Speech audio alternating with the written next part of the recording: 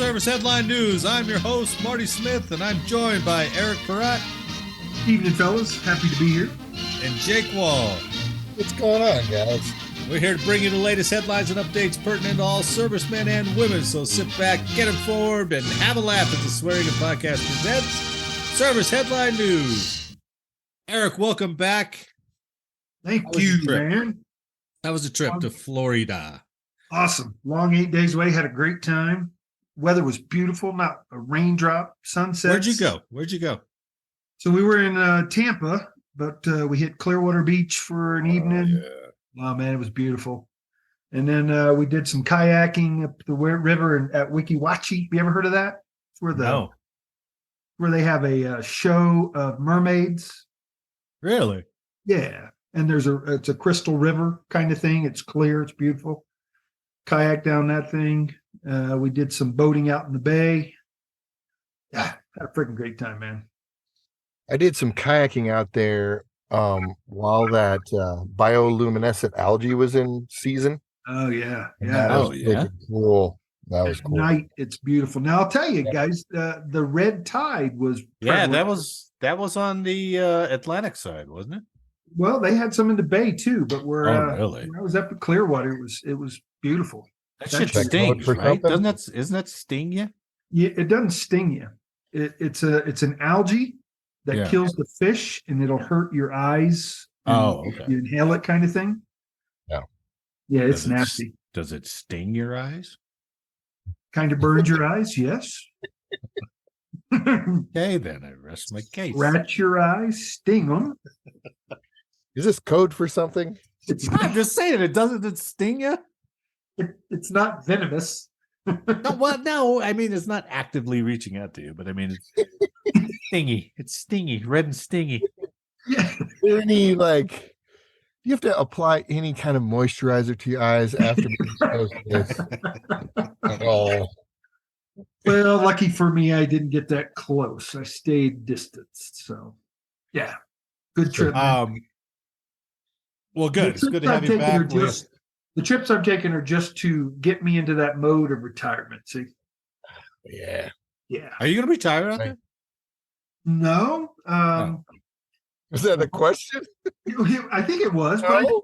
we Yeah, might. it was. I was like, well, I mean, you're saying I don't know. It just flashed in my head. It's like I'm taking trips out to Florida just to get me in retirement mode. So I was like, are you retiring out to Florida? Well, it wasn't just Florida. Remember the Maui trip? Florida. Now I'm going to go to Greece in May. Oh, nice. Are you retiring to Greece? No, I'm traveling to Greece. I'm going to ask you every place you go now. Oh, I'm going to Okay. ask you that. And then I'm Greece- going to Greece Amsterdam Florida's. on a cruise. in Goddamn October, Amsterdam. right? Down Yeah. the Rhine River. See, that's what you get. That's what you get when you manage your money. Yeah, That's well, why I've gone nowhere. I've gone to Franktown. So only for an hour. And then I'm back. Yeah. My trip. I don't even fill up there because it's a rural gas station. I'm going to eventually have to do a reporting from location with you guys. That's what I have to do. Yeah, we could have done Yeah, it remote, well, man. You could have sat yeah. in on it. Yeah. Yeah. I have to do that. You know they have Wi-Fi there. Yeah. Yeah. I think so. Right? All right, Eric, start us off. What do we got for this day in history? All right, fellas. We pulled this one out at a time where I was actually alive. March 29th, 1973. Oh, that was way later than I thought. Really? You're 44. Right? You're 44, Jake? Yep, I think so. That was an old man joke that Yeah. Well, the old man didn't get. yeah. All right. So this occurred 50 years ago, 1973, March 29th. Any guesses what that would be? And don't be a smart ass, Marty.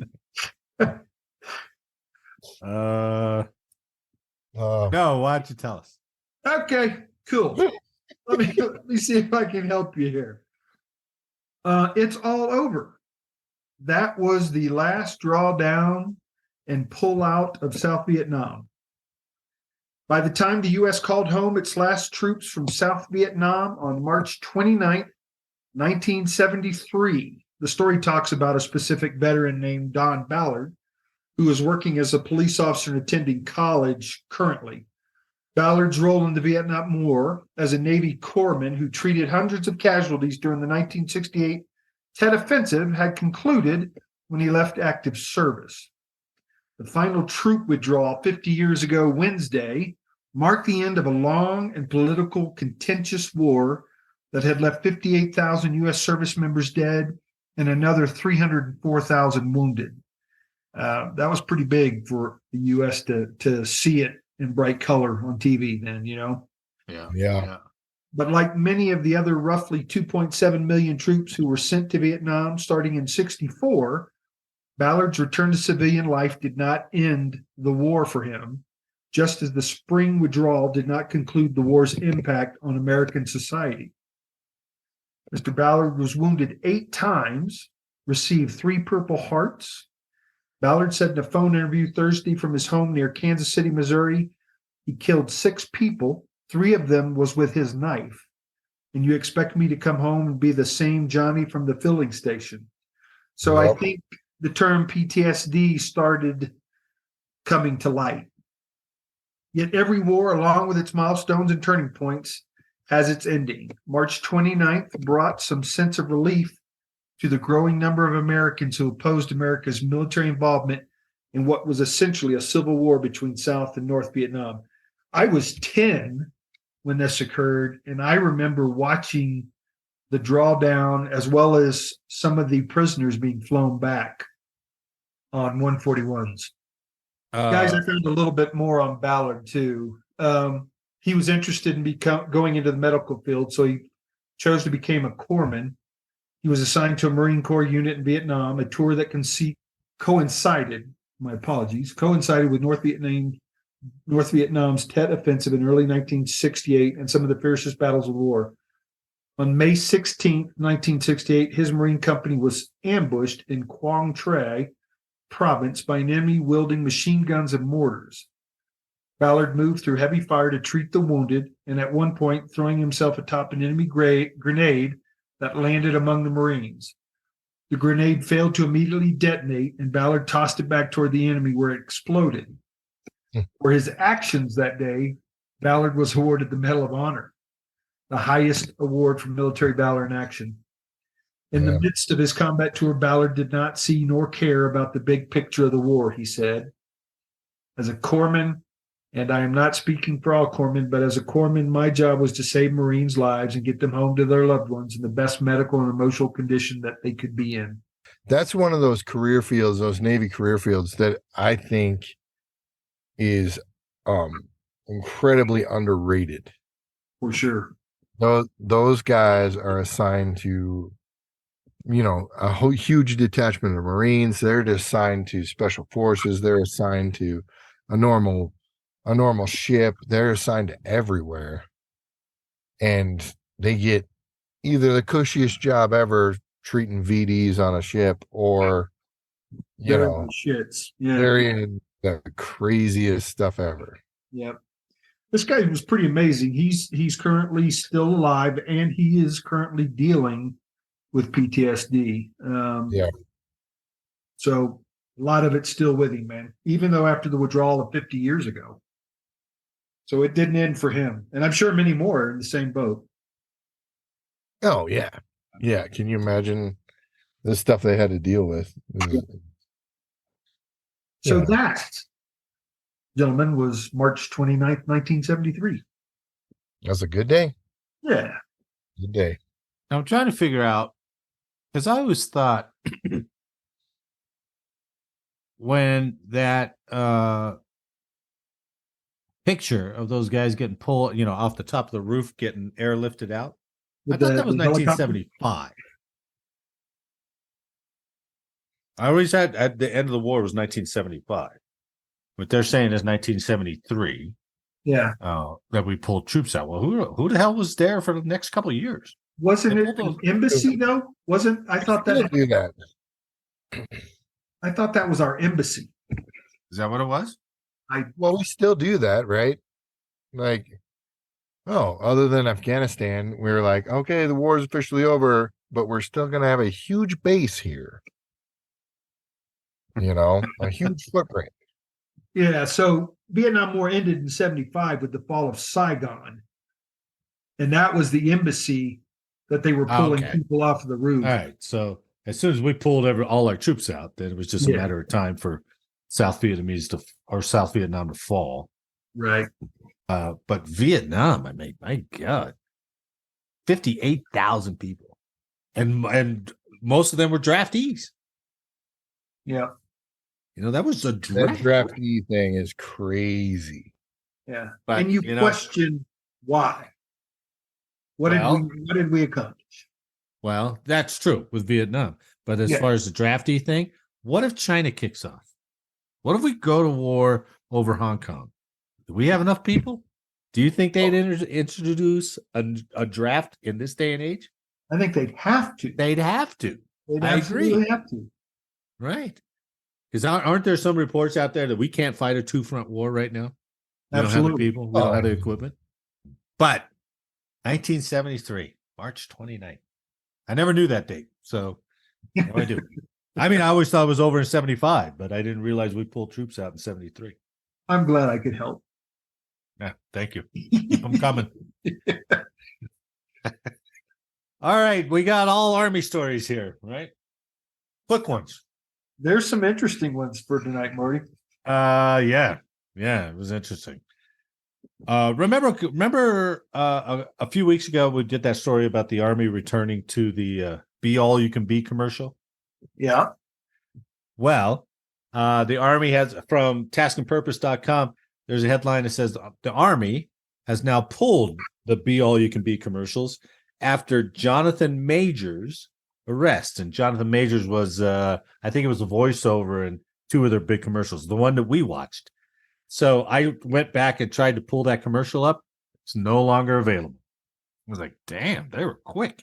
Oh, man. They really did pull those up. So you know who he was, right? Jonathan Majors, you may or may not know. He's been in several movies. He was in Creed 3, Ant-Man and the Wasp, Quantumania, and he was also in Devotion. Yeah. Right? But unfortunately, he was arrested Saturday for assault in a domestic dispute. The two ads, Overcoming Obstacles and Pushing Tomorrow, were the centerpiece of the Army's revived Be All You Can Be campaign and feature Jonathan Majors as an on-screen narrator discussing the history of the Army. Majors, who's 33, he was arrested on March 25th. The victim is a 30-year-old woman, had minor injuries to her head and neck. According to the New York Police Department, Majors was arrested on charges of assault, harassment, and strangulation. You don't see that one very often. Per the NYPD. The classic. Yeah, strangulation. Yeah, I'm glad that's making a comeback. How ironic is it that in Devotion, he's a black man dealing with all kinds of racism and was able to turn the cheek constantly. Right. That's ironic to me. Well, apparently that's good acting. Yeah, right. Because apparently he was turning her cheek. In this but then there's also I've also heard some other stuff that I think she recanted some of her accusations now. So I don't know. He doesn't. I guess from those who know him, he doesn't seem the type, and this might be a frivolous lawsuit to try to hurt him. However, the Army pulled the commercials, so they're still gonna go forward, but they just can't have him as a narrator on these things. Huh. So you would think the Army would accept that. I mean, statistically speaking, DUIs and domestic violence are really popular in the Army. I'm not saying you're right or wrong. I'm not judging. And for some, that's all they could be. Statistically, that's all they could be.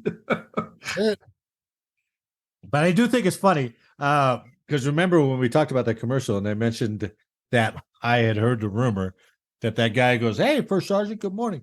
that guy got kicked out of the army for drugs. So maybe this is just a bad legacy advertisement that whoever's Doesn't involved with it well. is going Like the down. Madden cover. Like, Yeah, it's like Madden. Yeah, you're gonna have a bad season. Yep. If you're in a Be All You Can Be commercial, you're probably gonna get kicked out. So Bad disconduct. Oh, all right. So next story is an update to a story I'd completely forgotten about. But it's from the militarytimes.com. The U.S. could carry out its first military execution in over 60 years. So remember the Fort Hood shooter? yeah. The doctor, the major, right? Yeah, I think it was a psychologist, I think. 2009, November 5th, 2009, Army Major Nidal Hassan.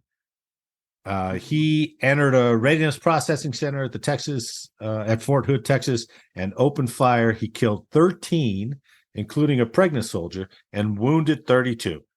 Hassan admitted to the shootings at his court-martial in 2013 and was sentenced to death. But I guess he's going through now appeal stuff, or his lawyers are going through appeal stuff. That's why it's, 2013 he's sentenced, and 10 years later they're still like doing appeals. So Tuesday, I guess yesterday, I tried to find out what the result of it was, but yesterday Hassan, who's now 52, was set to stand trial before the Court of Appeals for the Armed Forces on yesterday, for what is largely considered the deadliest mass shooting ever on a United States military installation. The hearing yesterday marks the next stage of the case in the drawn-out military appeals process. 10 years, but there's worse appeals than that. Oh yeah, guys have been on death row for a lot longer. Yeah. Speaking of that, but regardless of yesterday's outcome, it remains unclear if and when a decision on execution could be made. If Hassan is put to death, it would be the first military execution since 1961, when ex-soldier John Bennett was hanged after being convicted for raping and attempting to kill a young girl. He was hanged in 1961 as a formal way of death. Holy shit. I thought the military's formal way of death was still a firing squad. That would seem to be the most efficient, right? Yeah. Hassan is one of 4 former service members currently on military death row at Fort Leavenworth, Kansas. The others are Ronald Gray, Hassan Akbar, and Timothy Hennis. Do you want to know what those other 3 guys did? Oh, yeah. Okay, Ronald Gray. In 1988, a military court at Fort Bragg convicted Ronald Gray of the rape and murder of 2 women and rape and attempted murder of a 3rd at Fort Bragg in the nearby area. At the time, he was a specialist working as a cook. He was sentenced to death in 1988. 1988. Jeez. I know. Okay, next guy, Hassan Akbar. He was sentenced to death for killing 2 fellow soldiers and injuring 14 others in an attack in Kuwait. Prosecutors say he threw 4 hand grenades into tents as members of his division slept, then fired his rifle at soldiers in the ensuing chaos on March 23rd, 2003. Man, I never heard of that. That's I know, man. God, you'd have thought I'd have heard that. He just walked in and chucked a couple grenades in there and then started shooting. I didn't think they'd give live ammo out unless you were about ready to go. But anyway, 2003, he was sentenced to death. The last guy, Timothy Hennis. He was, I really should have researched more on this story, but listen to this. Timothy Hennis, who was pulled from retirement to stand trial, was convicted in April 2010.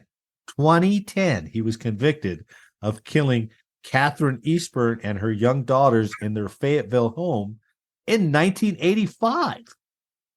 Wow. No. So he was linked because of DNA, huh? I know, I guess. I that's why I said I should have found out more. But he apparently went through a career, retired, and then they're like, hey, buddy, We got you now. 25 years ago.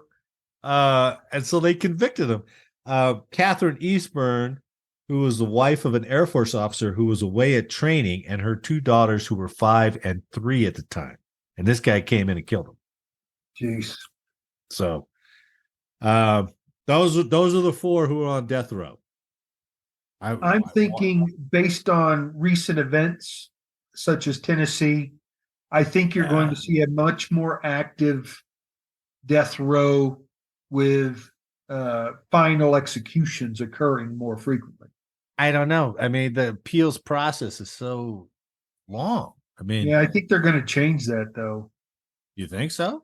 Yeah, I can't believe that it'll be a deterrent, but some people would argue that point that a timely execution will deter some of these. I've heard that in conversations. Well, they ain't going to use this Nashville case to generate that, because they're already blaming everybody but the shooter for Nashville. Yeah. You know, so Man, at 8, what are they? 3 of the kids are 8 years old, and I was like, good. Yeah. 3 9-year-olds. Oh God. It's those just 3 crazy. and then 3 teachers.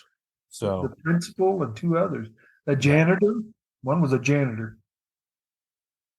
oh, it was. Oh, okay. Yeah, a janitor, a principal, and 1 teacher. Yeah, it was.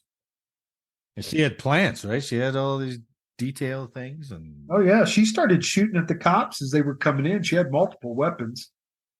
so I don't Well, know. I Yeah, that would be had great. multiple weapons, whatever Yeah. we're going to call that person. Yeah. How about the murderer? Yeah. How about that? Okay. So on to something more upbeat Nice. from military.com. The Army finds mold in 2,100 buildings following service-wide inspection. Now, I wonder if they're like... Here's the thing. A service, do you believe that number? Service-wide, there's only 2,100 buildings Nope. got mold That's a in good them. point. It's a good point. I mean, hell, they found mold in my crawl space. The home inspector was like, good. And mitigate that. Get that shit out of here before I buy your house. And they did. Marty, Yeah. we did when we first started doing service headline news. We did some Fort Bragg. Yeah, Fort Fort Bragg Bragg had that. mold. So I guarantee there's more than 2,100 buildings. Well, Yeah. the Army found that 2,100 of its facilities had mold issues after a unique service-wide inspection of all of its active duty barracks and office buildings between November and January. Service officials inspected nearly 70,000 facilities.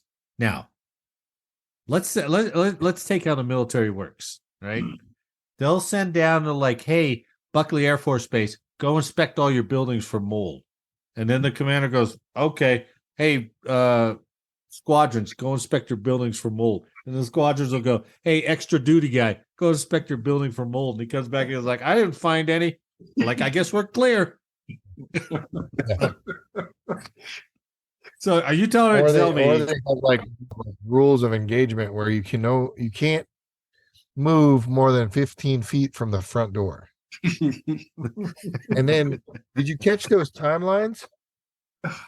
Yeah, It's winter. November to January. Those are winter time. November to January. Guaranteed every single place in the South Yeah. in June through September has mold somewhere. Oh, for sure. Right. And it's all wood barracks down there. Yeah. Yeah, Amazing. between November and January, service officials inspected nearly 70,000 facilities. Sure they did. Including barracks, childcare facilities, and Army-owned housing. The majority of buildings found to have mold issues were located in humid climates such as Fort Bragg, North Carolina, Fort Stewart, Georgia, and Schofield Barracks, Hawaii. Inspections were ordered in a directive from Army Secretary Christine Warmuth in October after the mold problems became public. And that's the aggravating thing here. They weren't going to do anything. But then when the whole Fort Bragg story got out, Once Yeah. again. Yeah. Then they're all like, "Hey, let's start asking the government questions about this." And they're like, "Oh, we're going to start an inspection here." But Yeah. it's clearly says that they were going to do anything, but the story became public, and so they went and did these inspections, right? And so then also like there's whistleblower protection and stuff like that. You know dang well whoever brought up that mold issue was verbally abused at the least.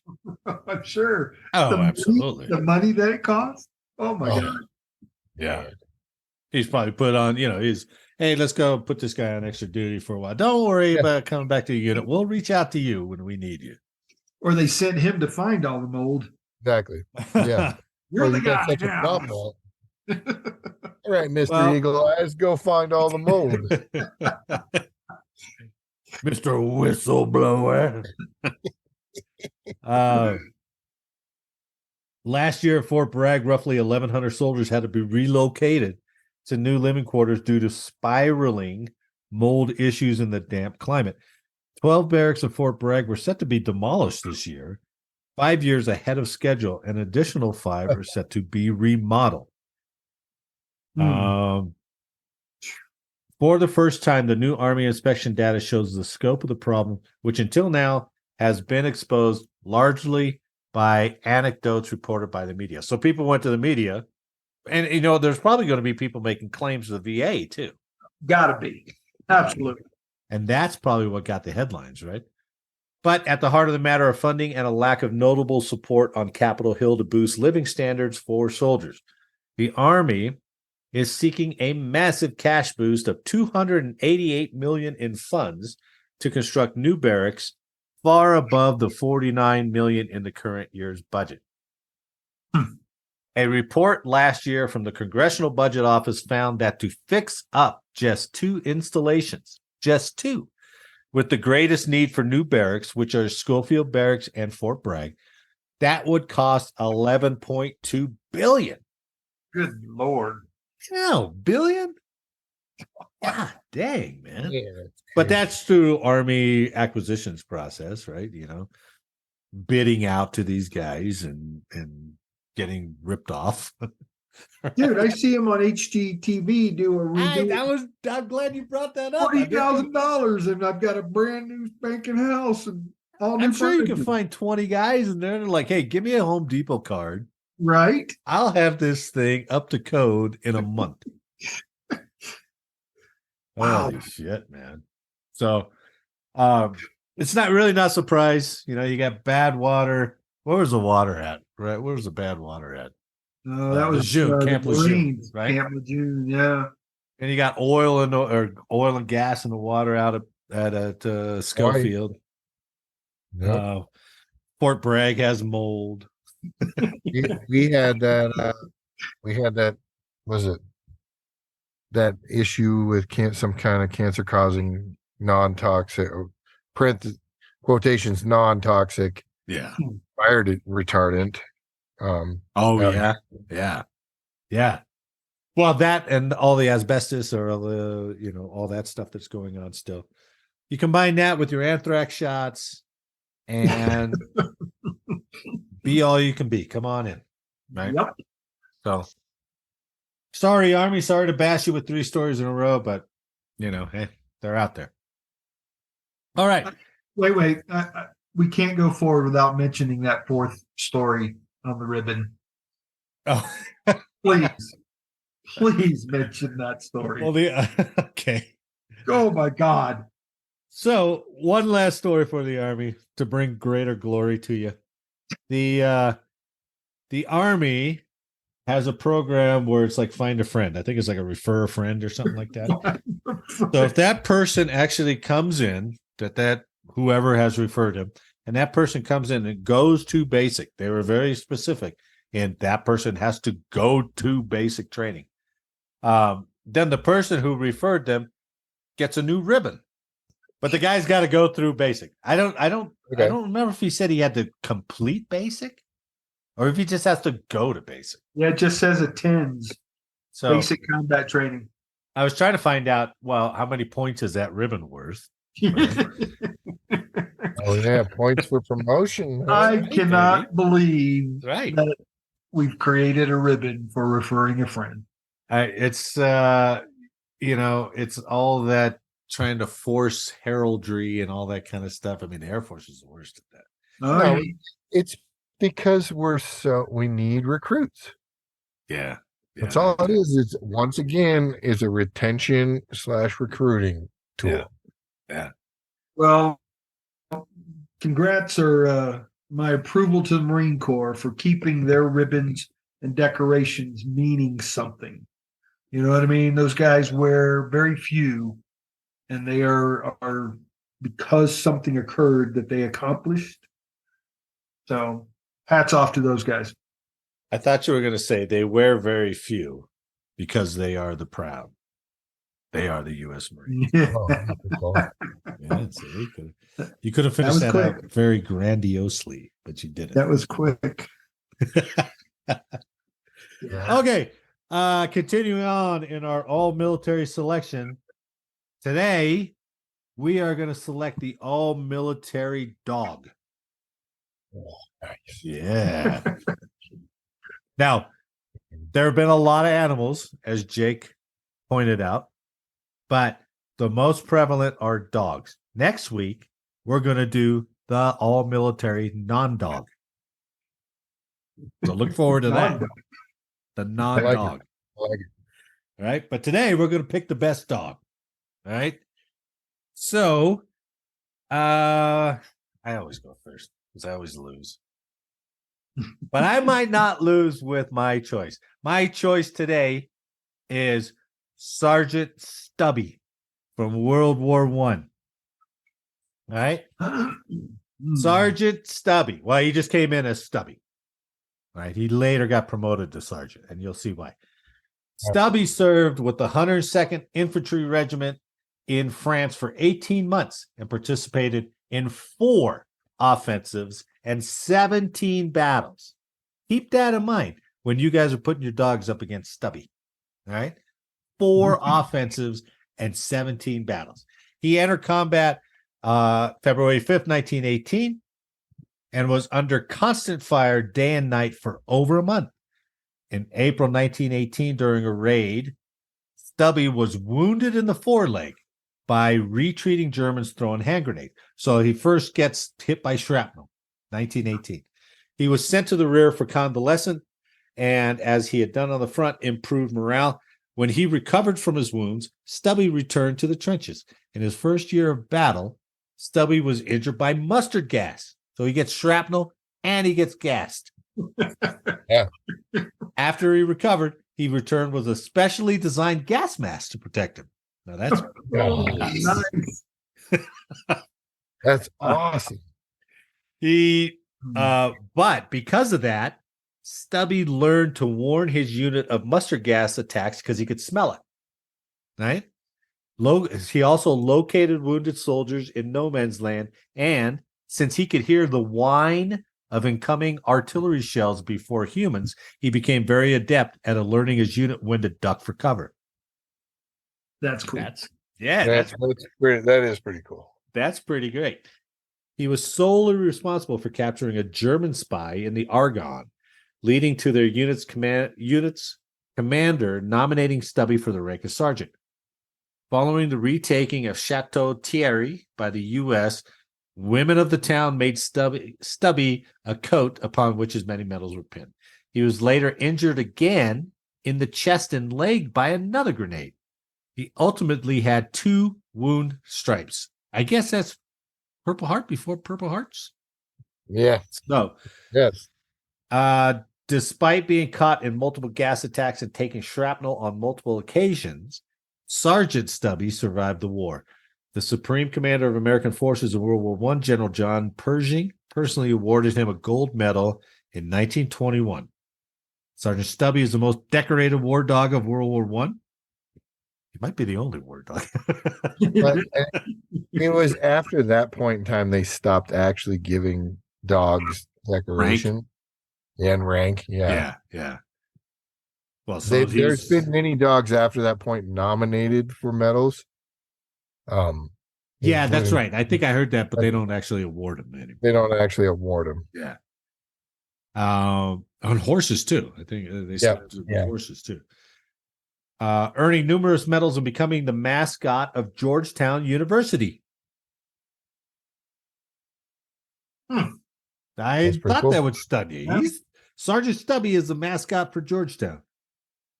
He met cool. Presidents Woodrow Wilson, Calvin Coolidge, and Warren G. Harding, and was awarded lifetime memberships to the American Legion and the YMCA. YMCA sounds weird, but he got a lifetime membership to it. So that was Sergeant Stubby. Go ahead and try to beat that, gentlemen. Yeah, 3 presidents though. Well, Yeah, Stubby was a pretty good choice. 4 offenses and 17 battles. Wounded twice by a grenade, mustard gas, fought a German. Pretty badass. Yep. Go ahead, Jake. We're saving the best. Oh, for here last. we go. Oh, here we go. All right. Okay, from now on, whoever wins goes last. How about that? And you did win last time. You did win last time, I think, Eric. I did. Yeah. Yep. Yeah. Okay. I nominate Cairo, which is a current dog. So Stubby is I got a thing in my heart for mutts, and I Yeah. do love a good mutt, and that was Stubby. And then That's true. and he's just like all around small, little, potentially Boston Terrier mix, so not big dog, Rugged. but definitely a tough little guy. Yeah. All right. I nominate Cairo, which Cairo is a military working dog, Belgian Malinois. These dogs, and he is a working dog trained and deployed on multiple occasions. He's a Navy SEAL dog, right? So he is trained for sniffing out enemy personnel, sniffing out enemy munitions, IEDs, that kind of thing. He's an attack dog. He's been trained to jump out of airplanes. Like he's Holy shit. like, skydive certified. Yeah. Really? Yeah. He's first of all, I want to know how they get these dogs that are potentially aggressive, Yeah. and they basically put them in a hammock on their chest and jump out of a plane. Just push that son of a bitch Like, out. You're strapped to your handler, or they're strapped to their handler, and they're jumping. Yep. Like that incentive of a tennis ball has to be incredibly high. Yeah, what's to keep him Right. from just biting his face off on the way Just- down, right? Chewing the living crap out of all the equipment and arms and anything close to them. Right? Right. I right. love the fact that they jump out of planes with dogs that are trained to kill. Yeah, that's awesome. But so back to the thing, they are 100% trained to kill anybody that's not their people, Yeah, right? Yeah. So they'll keep the handler will keep them in front and let them go, and then they'll just chew on anything in front of them. Yeah.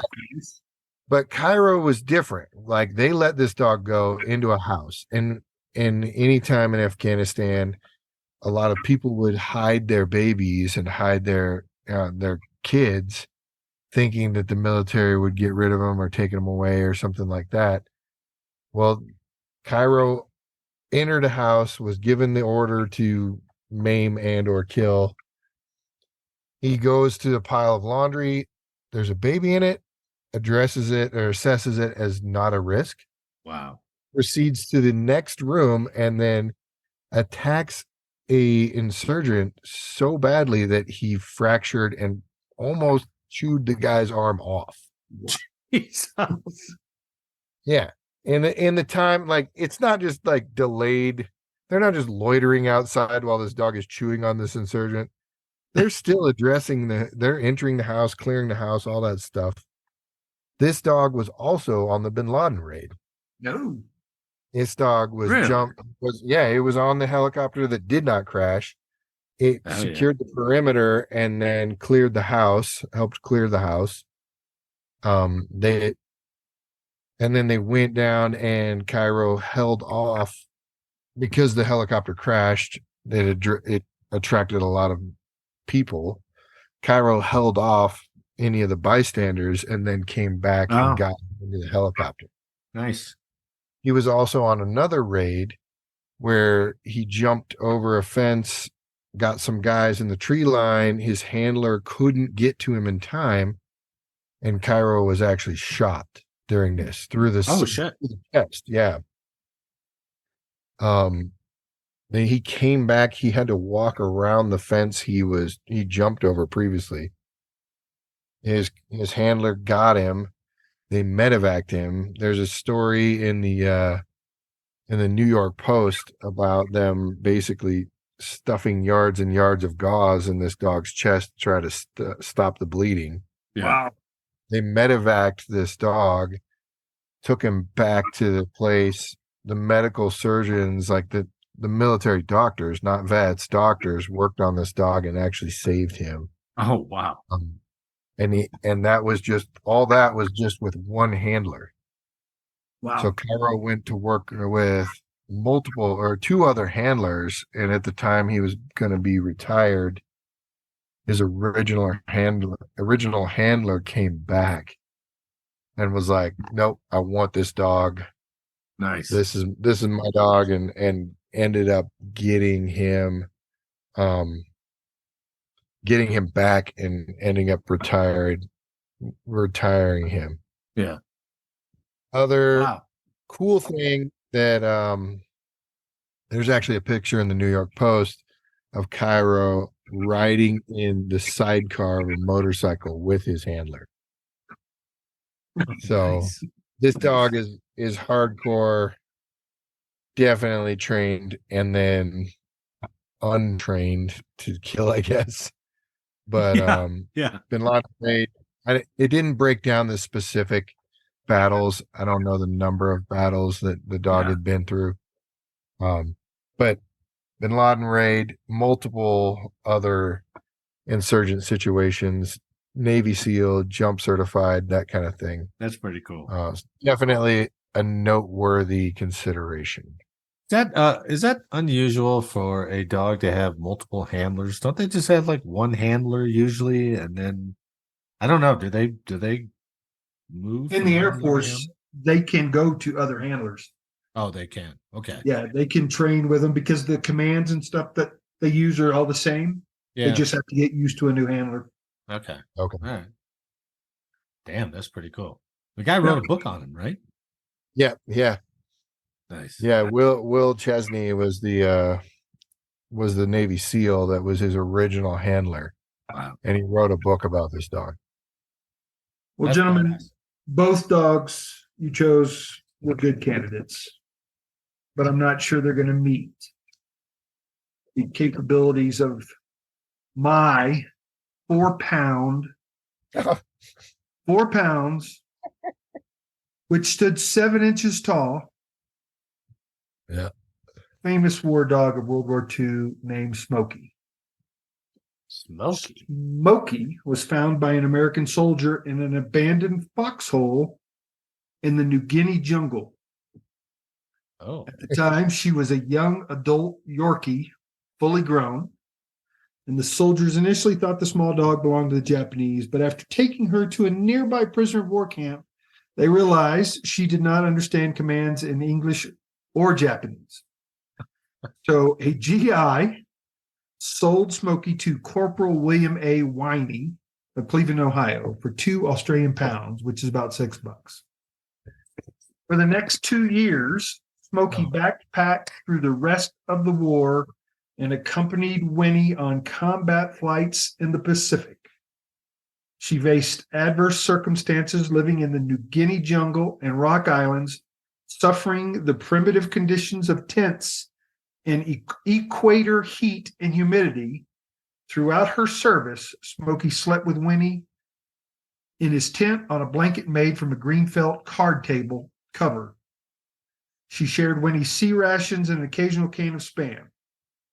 Unlike the official war dogs of World War II, Smokey had access to neither veterinary, good Lord, medical medicine, nor a balanced diet formulated especially for dogs. Despite this, Smokey was never ill.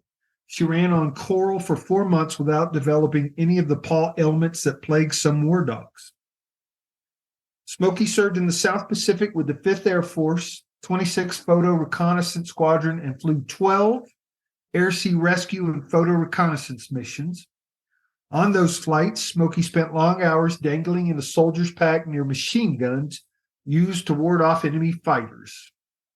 Smokey was credited with 12 combat missions and awarded 8 battle stars. What? She survived 150 air raids on New Guinea and made it through a typhoon in Okinawa. Smokey, Okay, to be fair, that's a very, very small target. yeah. All right, hold on now. Smokey even parachuted, so I've got that whole parachute thing covered. Smokey even parachuted from 30 feet in the air out of a tree using a parachute made just for her. Winnie credited Smokey with saving his life by warning him of incoming shells on an LST transport ship, calling her an angel from a foxhole. As the ship deck was booming and vibrating from anti-aircraft gunnery, Smokey guided Winnie to duck the fire that hit 8 men standing next to him. How do they know that? That seems unlikely. All right. Well, I'm going to go straight to Marty's like, yeah. Story to World War II. I tied a string tied to the wire to Smokey's collar and ran to the end of the culvert. This was in regards to what she was able to do. Smokey's tricks enabled her to become a hero in her own right by helping engineers to build an air base in Luzon, a crucial airfield for Allied warplanes. Early in the Luzon campaign, the Signal Corps needed to run a telegraph wire through a 70-foot-long pipe that was only 8 inches in diameter. Soil had shifted through the corrugated sections of the pipe's joinings, filling as much as half of the pipe, giving Smokey only 4 inches of headway in some spaces. As Winnie himself told story when he appeared on NBC TV after World War II, the dog ran through that pipe, pulling the wire, allowing them to have that connection. This is the part that's a big deal. But that right there, though, is very impressive, because can you imagine how much time and effort it would have cost people? Oh, yeah. If they, what? I mean, are they going to run line? Yeah. They would have to dig up that pipe and put it back in, and then they'd have to potentially run line in enemy areas or dangerous areas. That's they tied a wire to Smokey's collar and ran to the other end of the culvert. It's a little Yorkie, and she made it right through, man. Crawled through the dirt and mold and could no longer see her. He called and pleaded, not knowing for certain whether she was coming on or not. After last about 20 feet away, I saw 2 amber eyes and heard faint whimpering sound. 15 feet away, she broke into a run, and they were able to successfully pull the line through. This is the part where I was going to go that's more important than being in conflict. When they arrived home from the war, Winnie and Smokey were featured in a page 1 story with photographs in the Cleveland Press on December 7, 1945. Smokey soon became a national sensationalism, and over the next 10 years, Smokey and Winnie traveled to Hollywood and all over the world to perform demonstrations of her remarkable skills, which included walking a tightrope blindfolded, blah, blah, blah. What I'm getting at, nearly 50 years later on Veterans Day, November 11, 2005, a bronze life sculpture by Susan Bay of Smokey sitting in a GI helmet atop 2-ton blue granite base was unveiled there. It placed above the very spot that Smokey was laid at her final resting place. She later became known as Smokey the Yorkie Doodle Dandy, and was apparently the first service dog. That's where service dog. Yeah, the first dog to be considered a service dog. Huh. So, 4 pounds, 7 inches tall. Party. What's that? We're gonna need a fourth party, an innocent bystander on this. No, not at all. Smokey's out. Smokey's just a purse dog, just along for the ride for most of the time. No, man, she was 4 pounds and survived. She never saw a vet. She was in the New Guinea jungle flying mission. Yeah, because she never touched the ground. That's why she never saw that. She was running around in the heat just like everybody else, man. And just probably more of a pain in the ass. Like, what? I almost tripped over that fucking dog. Oh, I love the fact that Marty, right off the bat, within the first 2 minutes, Eric, Marty's like, nope. beat my dog down. Nope. It's just it's somebody putting him in a purse carrying him around a Home Depot, and you're like, oh, let's give him a medal. It's No, like, well, what do you do?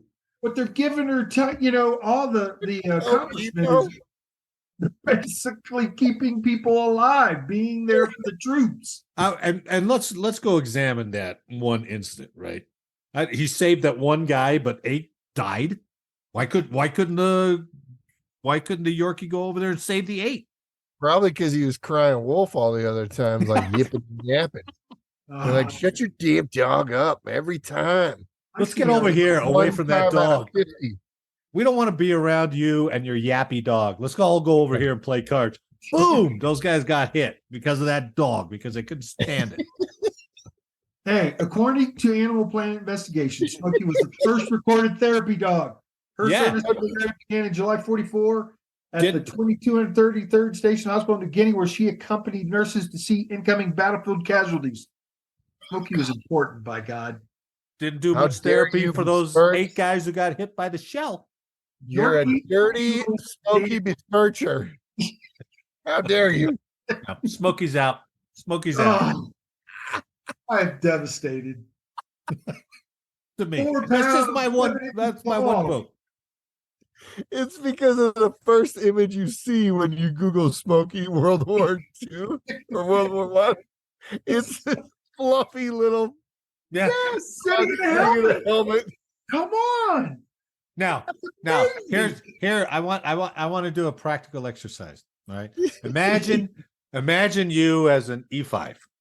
All right, and you're out, Panama, Grenada, Kuwait, wherever you're at, and you have this one guy who's like, "Hey, Sarge, you mind if I bring my little dog?" And you look over, and he's got him tucked down into his blouse with just the head pointing up.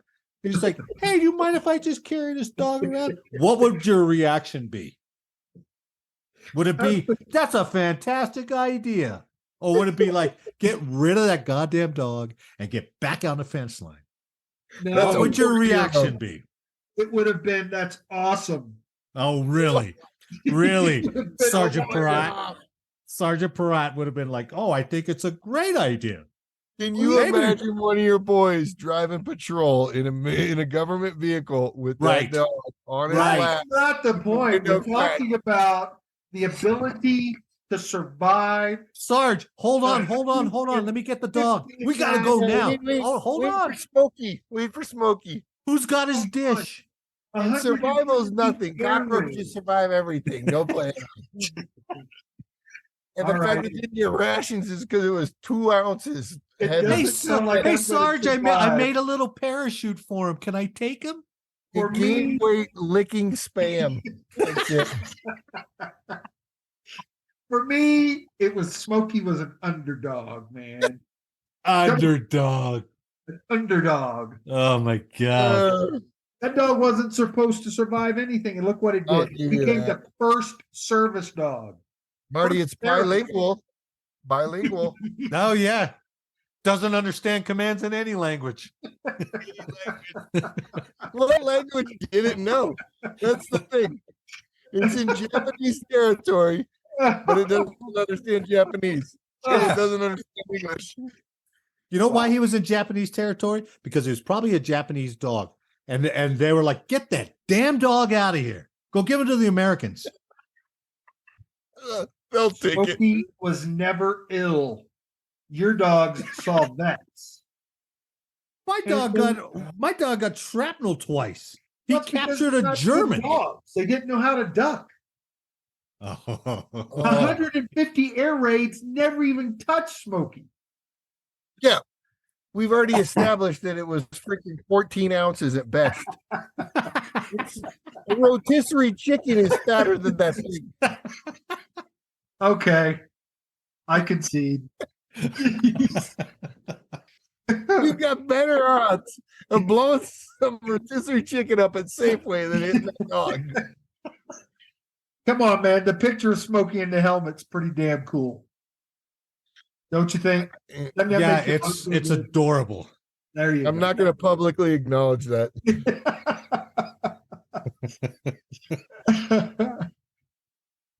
Okay. Oh man, I don't really care who wins this as long as it's not Smokey. Oh, okay. Sorry, Smokey. Jeez. I tried initially, Eric. I tried to give you a fighting chance. You did. I heard you. I heard you, and I was like, "There's no way." There's And then no Marty's way. like, I no, appreciate it. No way. there's no dang way I'm giving a purse dog a freaking best of the military. There sounds like there was a bias right from the get-go. I was waiting to hear how many lives he saved. I was waiting to see, how many aggressors he took down. He Yeah, saved one out of a lot six of lives. in He baseball. saved a lot of men's lives by being a loving thing to think, get their mind off the war. Yeah, so are girls in the red light district. We're not pinning medals on them. Okay. We're gonna give the top 3 hookers of World War II. That's next on the all military selection. He was even entertained veterans in hospitals, man. Come on. Eric's still trying. Maybe if he was a little better at being a military dog, some of those veterans wouldn't have been in that hospital. Come on, man. Who gives Smokey the Yorkie Doodle Dandy? That's a great name, man. Oh, that's not that right there. Yeah. You Out. might have had like a quarter of a vote until you said that. All right. How about 4 pounds of courage? No, fuck. Courage. That thing was sitting in his own piss every air raid. What are you talking about? 3 pounds, 2 ounces of try.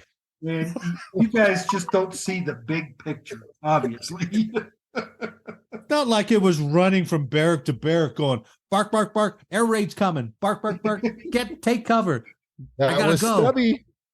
That was Stubby, though. That was Stubby, baby. He was running them up. Stubby's like, gas is coming, dudes. Get There down. was no false alarms with Stubby. No, none. Guaranteed there was a false alarm or two with Smokey. No. Now you can't look, there's a bronze life-size sculpture of Smokey. Your dog's got There's statues? one is there. It's not bronze, but there's Stubby's. He's Georgetown's mascot. Yeah. That don't mean there's a statue. Oh, guaranteed there's a statue, Eric. There's a statue of Stubby. All right, that's your next field trip is to find Stubby statues. Stubby's statue. All right. Take the picture right I next may to have it. lost this week's freaking outstanding dog. Of all the Yeah. dogs, you chose Smokey.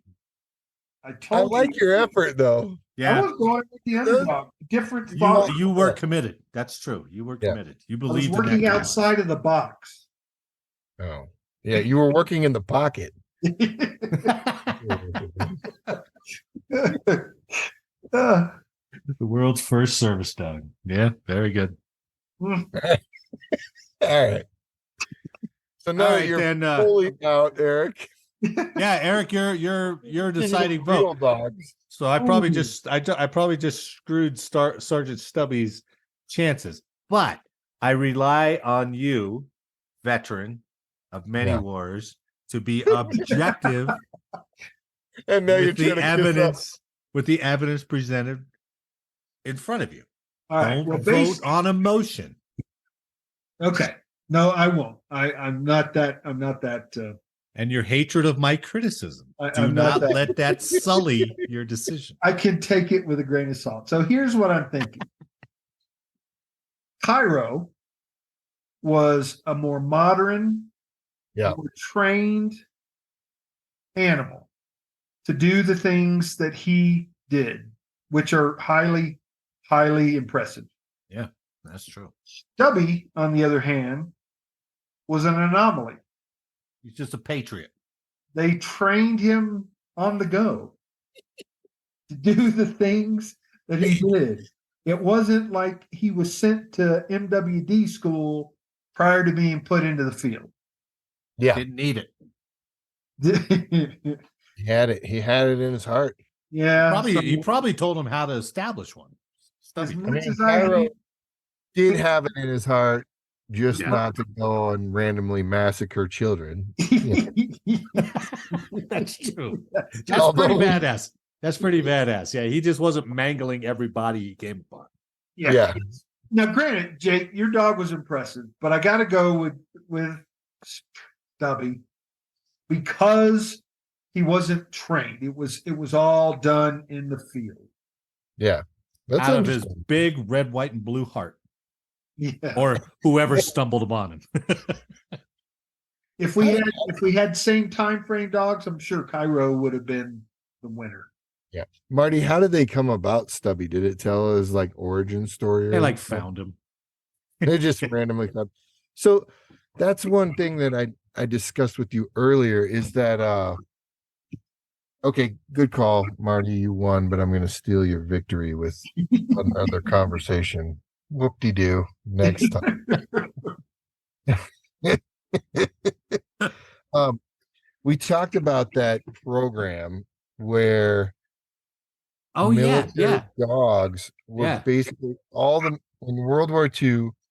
There was an initiative during they needed dogs to guard bases and do anything. There was kind of a shortage of military dogs.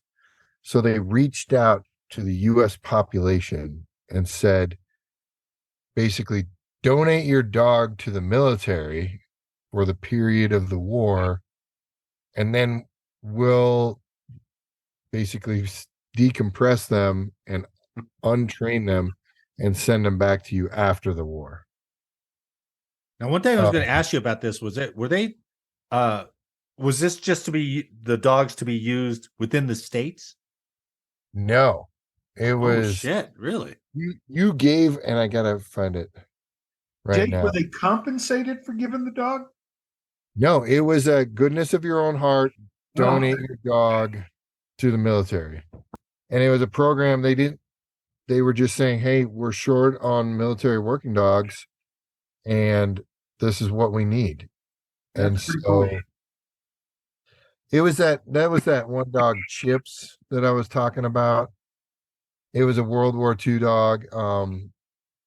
It's the Dogs for Defense Yeah, program. Chips. Yeah, Chips. A husky. Yeah. Husky collie shepherd. What? Yeah, basically mutt of medium size, which Hey, I mean he clearly was started Stubby. out as a pet, but his owner gave him to the military as part of the Dogs for Defense program. Yep. Ah, that's nuts, man. And I was joking with Marty earlier today. Like, can you imagine the dogs that we would get now? And how reluctant would you be? Could you imagine a call from the US military saying, hey, we need working dogs in Ukraine right now. That's the one thing they need. Yeah. And they need working dogs. So anybody has any kind of working dog, please donate it to the military. It wouldn't happen. Oh man, you get like, I don't know, man. It would be a very you get French bulldogs and freaking labradoodles. Get off my Yorkie. Freaking snorting and farting and hypoallergenic. So Guys, have you seen the it's a breed that the Air Force MWD program was considering. It's called a Cano Corsair. Whoa. No. You Google that sometime. I don't This even know how to dog- spell that. Oh, the cane Corso. Yeah, it looks like a Oh, yeah, those pissed-off things are not Rottweiler. touching. Those are big. Those are big dogs. Really? Mitch had one of those dogs. He- It was so aggressive they couldn't control it even through training. So it was turned down to become an MWD. Okay, so for reference, male is 99 to 110 pounds, and female is 88 to 99 pounds, and they stand 28 inches at the shoulders or 26 inches at the shoulders. God Yeah. bless. They are big, big dogs. They look like a pissed off Rottweiler, man. Oh, yeah. Ears are pointing. But it takes it's a long program for a MWD, right? Oh yeah. It's like a year. Is it like a year? I know for service dogs, which is different because they got to perform a lot more tasks and stuff, and they're designed for the person they're going to, right? So somebody disabled doesn't. It's just not one size fits all with service dogs, like Smokey. But 6 months to 3 years. See what I he know- did there? I'm not even paying attention. what'd you say? How many years? How many years? Training a military working dog is an extensive process that typically lasts 6 months to 3 years. Oh, man. Oh, geez. Military working dogs are specially trained canines that provide protection, support, and comfort to our troops. Like Smokey. No. Oh, look at that. Like Smokey.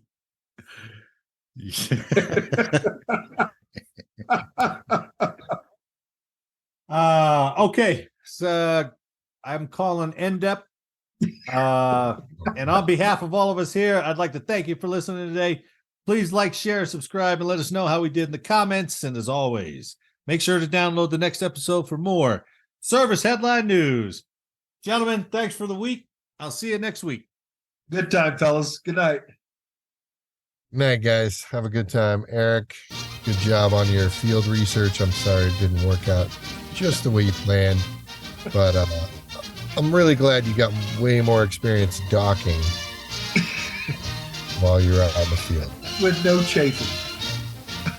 Oh, no change. That's a plus. That's a positive. Thanks for listening. We'll see you next week.